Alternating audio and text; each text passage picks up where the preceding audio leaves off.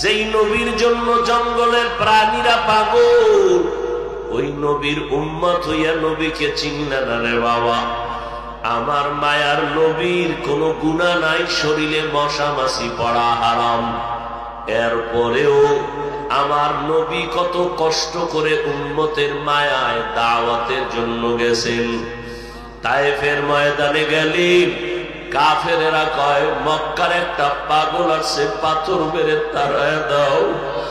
ছোট ছোট বাচ্চারা পাথরগুলো হাতে নিয়ে বৃষ্টির মতো নবীর শরীরের মধ্যে আঘাত, পাথরের আঘাতে আঘাতে নবীর শরীর মোবারক থেকে রক্ত পড়িয়া জুতা আটকাইয়া গেল।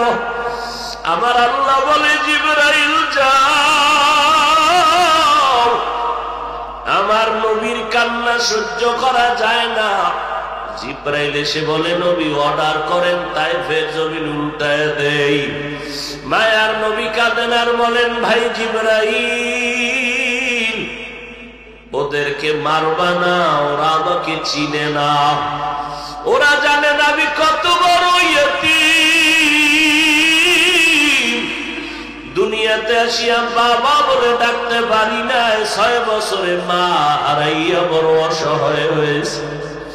আমার মা নাই, আমার বাবাও নাই, 8 বছর বয়সে আমি দাদারও হারাইয়া বড় অসহায়। ওদের মারিও না রে ভাই জিবরাইল, ওরা যদি আমাকে চিনতো আমাকে পাথর মারত না।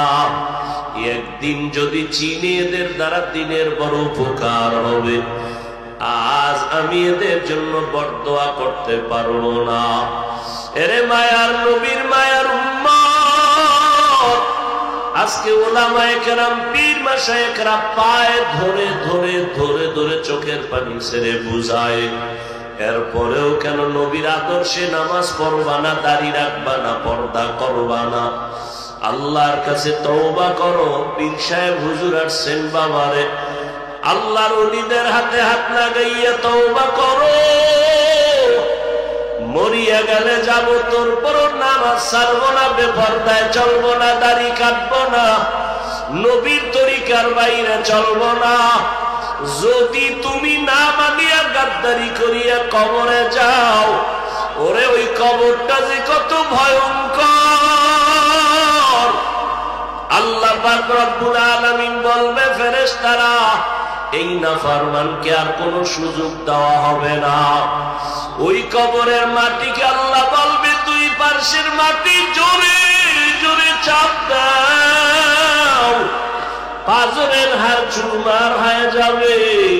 একটা মশার কামড় সইতে পারি না, কবরে মাটির চাপ।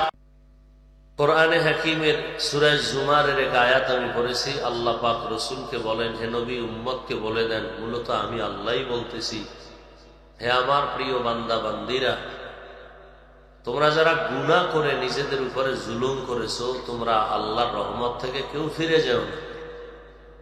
কেন? আল্লাহ সবার জিন্দেগির গুনাহ মাফ করে দিবেন। আল্লাহ হলেন চূড়ান্ত ক্ষমাশীল, পরম করুণাময়। নবীজি বলেন, আত্তাইবু মিনাজ যামবি কামান লা যামবা লাহ। গুনাহের থেকে যারা তওবা করে, আল্লাহ এদেরকে এতটা পবিত্র বানায় দেন যে মনে হয় সে জীবনে কোনো গুনাহই করে না।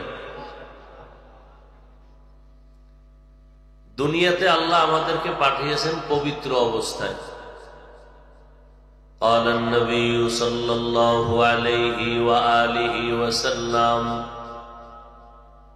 ما من مولود إلا يولد على الفطرة فأبواه يهودانه أو ينصرانه أو يمجسانه إلى آخر الحديث। পয়গম্বর বলেন, জমিনের মধ্যে যত মানুষ আল্লাহ পাঠাইছেন, সব মানুষের অন্তর ঈমানওয়ালা, ঈমানের আলোতে আলোকিত। নবীজি বলেন, মা বাবা ওই সন্তানকে অগ্নি পূজারী, মূর্তি পূজারী বানায়, গায়রুল্লাহর গোলাম বানায়। জমিনের মধ্যে যখন আল্লাহ মানুষ পাঠাইছেন, সবার অন্তর ছিল পরিচ্ছন্ন, আয়নার মতো পরিষ্কার। গুনাহ করার দ্বারা বান্দার সুন্দর আয়নাটা কালো হয়ে গেছে। নবীজি হাদিসে বলেন, মানুষ যখন একটা গুনাহ করে অন্তরে কালো একটা দাগ পড়ে যায়। দুইটা গুনাহ করে, দুইটা কালো দাগ পড়ে যায়। এইভাবে গুনাহ করতে করতে করতে করতে অন্তর কালো হয়ে যায়। অবস্থা এমন হয়, দাবি করে মুসলমান, দাবি করে নবীর উম্মত, কিন্তু ইসলামের আমল সহ্য করতে পারে না। নামাজ ভালো লাগে না, রোজা ভালো লাগে না, পর্দা ভালো লাগে না। দাবি করে মুসলমান, নবীর উম্মত, এরপরেও কেন পর্দা ভালো লাগে না, দাড়ি ভালো লাগে না, সুন্নতের আমল ভালো লাগে না? এর একমাত্র কারণ ওই বান্দার অন্তর কালো, ভালো জিনিসও সে ভালো দেখে না। আল্লাহর নবী বলেন, এই অন্তরের ময়লা যদি বান্দা তুমি দূর করতে চাও, তাহলে তুমি মেডিসিন লাগাও।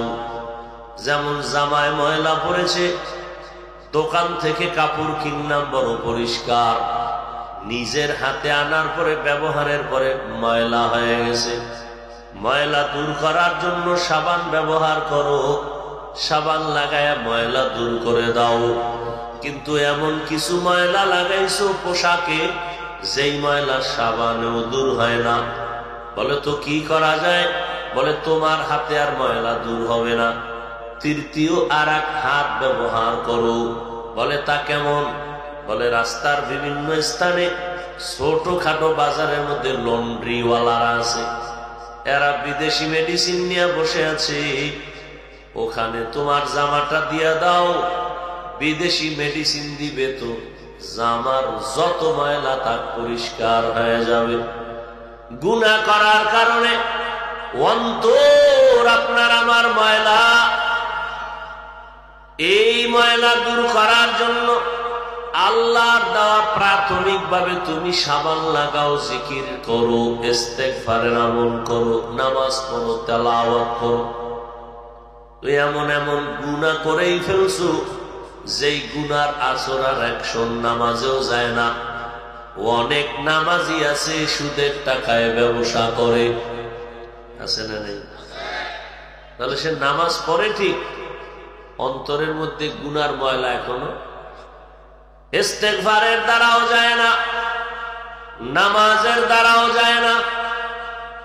কারণ এই ময়লা যদি তুমি সাফ করতে চাও, তোমার নিজের হাতে আর হবে না। তৃতীয় হাত লাগাইয়া তোমার অন্তর পরিচ্ছন্ন করো। তৃতীয় হাত কেমনে লাগাইবা?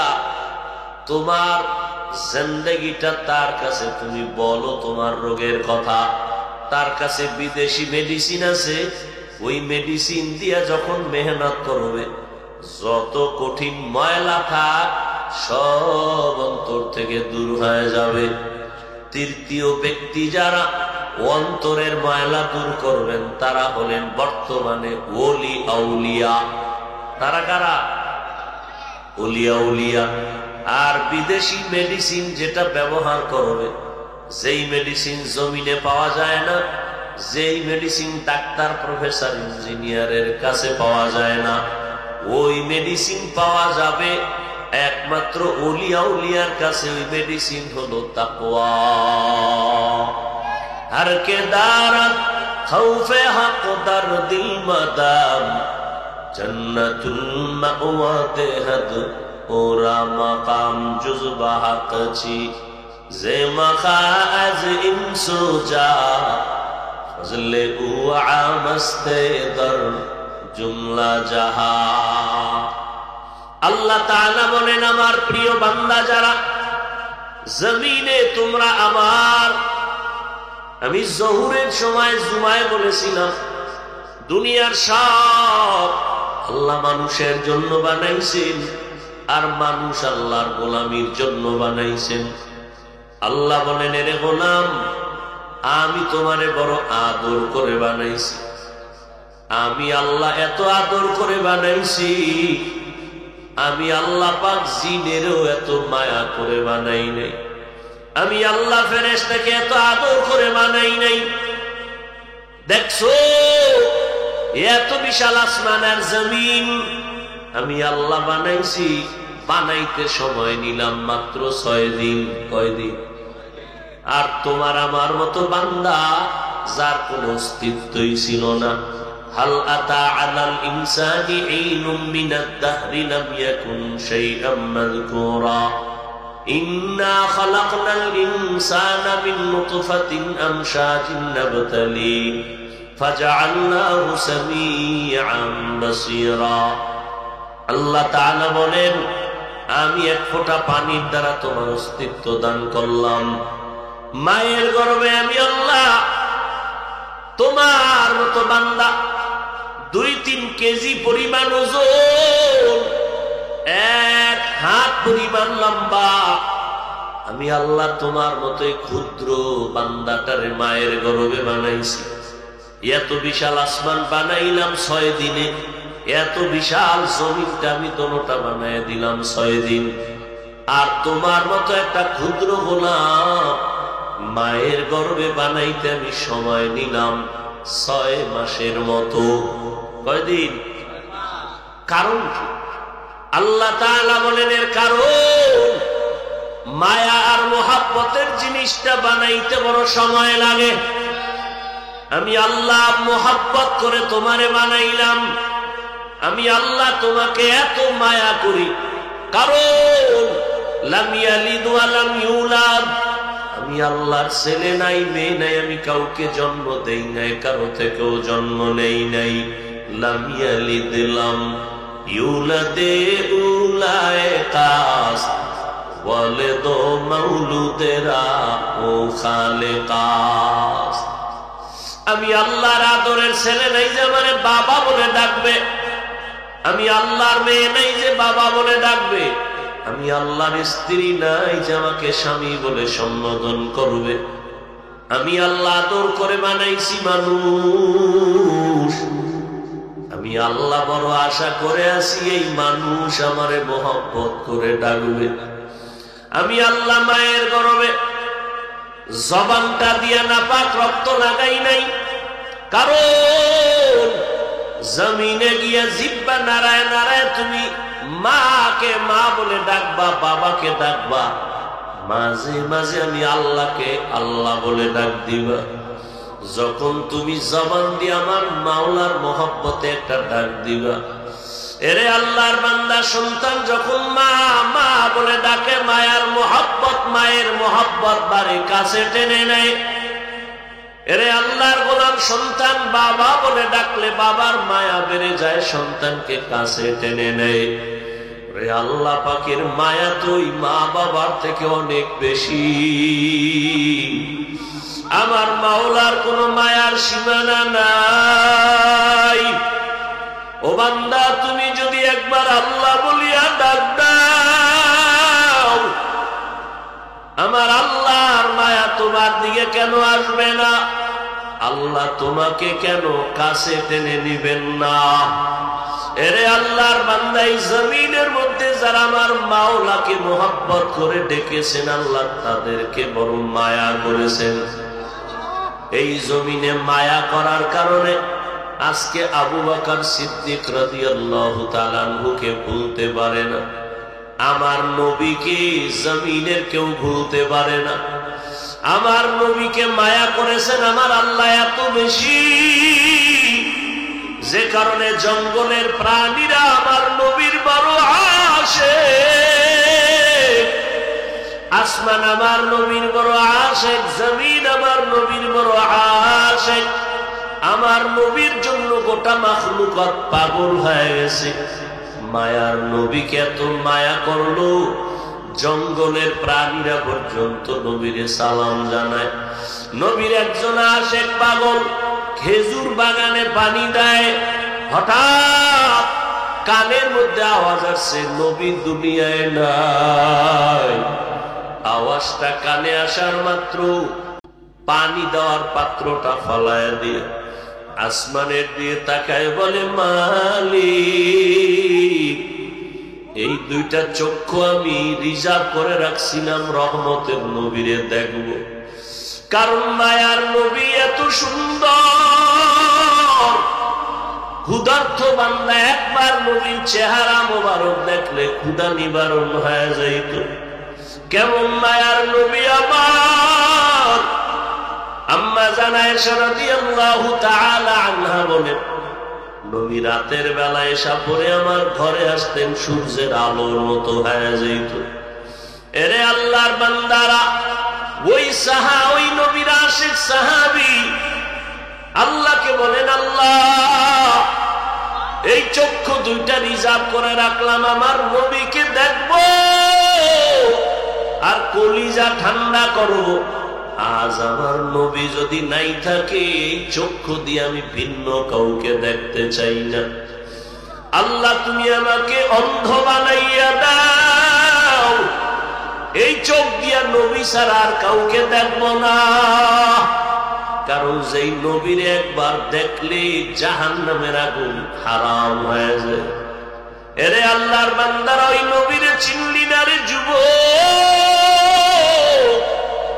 যেই নবীর জন্য জঙ্গলের প্রাণীরা পাগল, ওই নবীর উম্মত হইয়া নবীকে চিনলা না রে বাবা।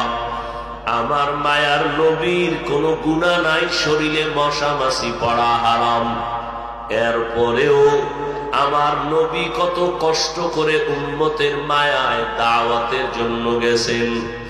তায়েফের ময়দানে গেলেন, কাফেরেরা কয়, মক্কার একটা পাগল আসছে, পাথর মেরে তাড়ায় দাও।